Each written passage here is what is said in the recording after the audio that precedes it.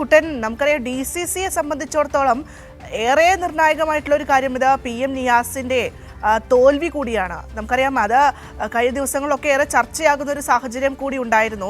തോറ്റപ്പോൾ എല്ലാം വാർഡ് തലത്തിലേക്ക് മാറ്റാനുള്ള അല്ലെങ്കിൽ എല്ലാ ഉത്തരവാദിത്വം വാർഡ് തലത്തിലേക്ക് മാറ്റാനുള്ള ഒരു ശ്രമം DCCയുടെ ഭാഗത്തു നിന്നും ഉണ്ടായിരുന്നു. അപ്പോൾ തിരിച്ചടിക്കുകയാണ് ഇപ്പോൾ പ്രാദേശിക നേതാക്കൾ. എല്ലാം സംഭവിച്ചത് DCCയുടെ ഭാഗത്ത് നിന്നാണ്. ഒരു പക്ഷേ വിജയസാധ്യതയുള്ള മറ്റ് ഇപ്പോൾ നമുക്കറിയാം കല്ലായി ഉൾപ്പെടെയുള്ള പല സ്ഥലങ്ങളിലേക്കും വേണമെങ്കിൽ നിയാസിനെ മാറ്റാമായിരുന്നു എന്നൊക്കെ പറഞ്ഞിട്ടുണ്ട്.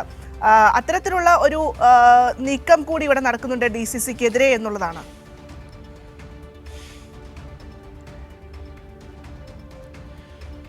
ഭദ്ര, ഈ PM നിയാസിന്റെ തോൽവിയുമായി ബന്ധപ്പെട്ട് ഉടലെടുത്തിരിക്കുന്ന പ്രശ്നങ്ങൾ DCCക്ക് വലിയ തലവേദനയായിക്കൊണ്ടിരിക്കുകയാണ്. ഈ തദ്ദേശ തെരഞ്ഞെടുപ്പ് കഴിഞ്ഞു, അതിൻ്റെ റിസൾട്ട് വന്നു, അതിന് മറ്റു കാര്യങ്ങളൊക്കെ നടന്നുകൊണ്ടിരിക്കുകയാണ്. ആ ഘട്ടത്തിൽ ഇപ്പോഴും അത് നിയമസഭാ തെരഞ്ഞെടുപ്പിലേക്ക് പോകുന്നു.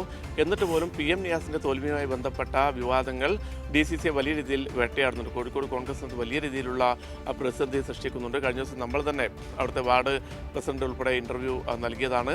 അവരൊക്കെ വളരെ രൂക്ഷമായ രീതിയിലാണ് DCC നേതൃത്വത്തെ വിമർശിക്കുന്നത്. കാരണം ഈ അന്വേഷണ കമ്മീഷൻ റിപ്പോർട്ടിനകത്ത് ഈ കുറ്റങ്ങളല്ല, ഈ തോൽവിയുടെ ഉത്തരവാദിത്വവും മറ്റ് കുറ്റങ്ങളൊക്കെ പ്രാദേശിക നേതാക്കളുടെ തലയിൽ ചാരുകയാണ് ചെയ്തത്.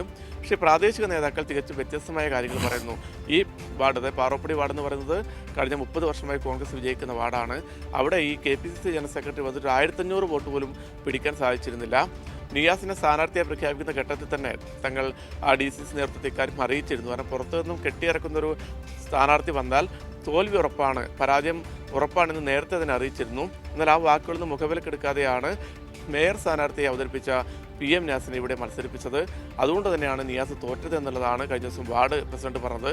അതിന് തൊട്ട് പിന്നാലെ KC ശോഭിത, അതായത് കോഴിക്കോട് ജില്ലയിലെ കോൺഗ്രസിന്റെ കരുത്തുറ്റ വനിതാ നേതാവാണ് KC ശോഭിത. അവർ ഇത്തവണയും കൗൺസിലറായി വിജയിച്ചിട്ടുണ്ട്. അവർ ഇതുമായി ബന്ധപ്പെട്ട വളരെ പ്രധാനപ്പെട്ട ഒരു ഫേസ്ബുക്ക് പോസ്റ്റുമായി ഇന്നലെ രംഗത്ത് വന്നിരുന്നു. അതിനകത്ത് അവർ പറഞ്ഞിരിക്കുന്നത് ഈ നിയാസിന്റെ തോൽവിയിൽ തന്നെയും കുടുംബത്തെയും കുറ്റപ്പെടുത്തുകയാണ്. തൻ്റെ ഭർത്താവിൻ്റെ പേരിൽ കുറ്റം ചാർത്താനാണ് ശ്രമം. ഇന്നലെ വാർഡ് പ്രസിഡന്റ് നമ്മുടെ കാര്യം പറഞ്ഞിരുന്നു. കാരണം ശോഭിതയുടെ ഭർത്താവിനെ ഈ വിഷയത്തിൽ കുറ്റക്കാരനാക്കി ചിത്രീകരിക്കുന്ന രീതിയിലാണ് റിപ്പോർട്ട്. പ്രാദേശിക നേതാക്കൾക്കൊപ്പം തന്നെ KC ശോഭിതയുടെ ഭർത്താവിനെയും കുറ്റക്കാരനാക്കി ചിത്രീകരിക്കുന്ന രീതിയിലേക്കാണ് ഈ അന്വേഷണ കമ്മീഷൻ റിപ്പോർട്ട് വന്നിരിക്കുന്നത്. ഈ ശോഭിതയുടെ ഫേസ്ബുക്കിനകത്ത് പോസ്റ്റത്ത് പറയുന്നത് മറ്റ് ഒരുപാട് വാർഡുകളിൽ തോറ്റിട്ടുണ്ട്, അവിടെയൊന്നും പരിശോധനയില്ലാതെ ഈ പാറോപ്പടി വാർഡിൽ മാത്രം എന്തിനാണ് ഇത്തരം ഒരു പരിശോധന? അത് തന്നെയും ഭർത്താവിനെയും ടാർഗറ്റ് ചെയ്യുന്നതിന് വേണ്ടി മാത്രമാണെന്നാണ് ശോഭിത പറയുന്നത്. KC ശോഭിത മുതിർന്ന കോൺഗ്രസ് നേതാവും മുൻ DCC പ്രസിഡന്റും ഒക്കെ ആയിരുന്ന KC അബുവിൻ്റെ മകളാണ്. പല വിഷയങ്ങളിലും, കോർപ്പറേഷൻ ഉൾപ്പെടെയുള്ള പല വിഷയങ്ങളിലും DCCയുടെ തീരുമാനത്തിനെതിരെ നേരത്തെ രംഗത്ത് വന്ന നേതാവ് കൂടിയാണ് ശോഭിത. ആ ഘട്ടത്തിൽ ഇതുമായി ബന്ധപ്പെട്ട് DCC പ്രസിഡന്റ് K പ്രവീൺകുമാർ ഇന്ന് പ്രതികരിച്ചിട്ടുണ്ട്. അദ്ദേഹം പറഞ്ഞത് ഈ പ്രതികരണവുമായി ബന്ധപ്പെട്ട് ഫേസ്ബുക്ക് പോസ്റ്റുമായി ബന്ധപ്പെട്ട് ശോഭിതയോട് പ്രതികരണം തേടിയെന്നാണ് പ്രവീൺകുമാർ പറഞ്ഞത്. വിശദീകരണം തൃപ്തികരമല്ലെങ്കിൽ നടപടി ഉണ്ടാകും. കോൺഗ്രസിൻ്റെ വിജയത്തിന് സൗന്ദര്യം കെടുത്തതാണ് ശോഭിതയുടെ പ്രതികരണം, പ്രവർത്തകരുടെ ആത്മവീര്യം കെടുത്തുന്നു. ഇങ്ങനെയൊക്കെ വളരെ ഷാർപ്പായ രീതിയിലാണ് പ്രവീൺകുമാറിൻ്റെ പ്രതികരണം. അപ്പോൾ സ്വാഭാവികമാണ് ഈ വിഷയത്തിനകത്ത് ശോഭിത പങ്കുവച്ച ആശങ്കകളൊക്കെ വളരെ കൃത്യമാണെന്നുള്ളതാണ്. കാരണം വിശദീകരണം ചോദിക്കും, സ്വാഭാവികമായും ആ വിശദീകരണത്തിൽ തൃപ്തികരമായ മറുപടി, അതായത് DCCക്ക് തൃപ്തികരമായ ഒരു മറുപടി നൽകാൻ ശോഭിത തയ്യാറാകില്ല. അങ്ങനെയാണെങ്കിൽ ശോഭിതക്കെതിരെയും നടപടി വരും എന്നുള്ളതാണ് ഇപ്പോൾ നമുക്ക് മനസ്സിലാവുന്നത്. അതായത് PV കുട്ടൻ, ഇവിടെ ശോഭിത പറയുന്നതിൽ ഏറ്റവും പ്രധാനപ്പെട്ട ഒരു പോയിന്റ്, നേരത്തെ കുട്ടൻ പറഞ്ഞതുപോലെ തന്നെ പാർട്ടിയിൽ നിന്ന് പുകച്ചു ചാടിക്കാൻ ശ്രമം നടക്കുന്നുണ്ട്. നേതാക്കളുടെ പെട്ടി തൂക്കി നടന്ന ആളല്ല താനെന്നും പറയുന്നുണ്ട് ശോഭിത. അതായത് ഇത് പല ആളുകളെയും ചൂണ്ടിക്കാണിക്കുന്ന അല്ലെങ്കിൽ പല ആളുകളിലേക്കും ഇത് വിരൽ ചൂണ്ടുന്ന ഒരു പ്രസ്താവന കൂടിയാണ് ശോഭിതയുടെ ഭാഗത്തു നിന്നും ഉണ്ടാകുന്നത്. പാർട്ടിയിൽ നിന്ന് പുറത്താക്കാനുള്ള ശ്രമമൊക്കെ നടക്കുന്നു എന്ന് പറയുമ്പോൾ സംസാരിക്കാൻ പോലും അവകാശമില്ലാത്ത ഒരു പാർട്ടിയായി, ഒരു മുന്നണിയായി UDF മാറുന്നു എന്നുള്ളതാണോ?